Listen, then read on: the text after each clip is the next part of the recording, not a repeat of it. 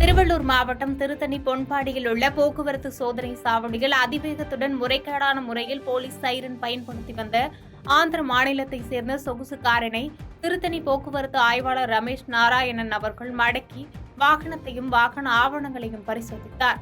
அப்போது வாகனத்தில் பயணித்து வந்தவர்கள் தாங்கள் போலீஸ் என்றும் இது போலீஸ் வாகனம் என்றும் முன்னுக்கும் பின்னுக்கும் முரணான பதிலை அளித்தனர்.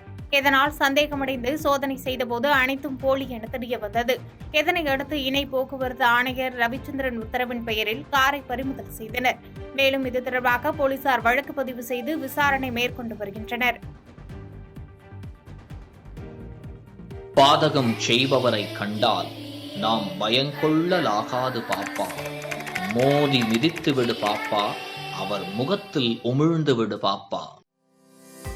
அண்மை செய்திகளை உடனுக்குடன் தெரிந்து கொள்ள இணைந்திருங்கள் NADU தொலைக்காட்சியுடன்.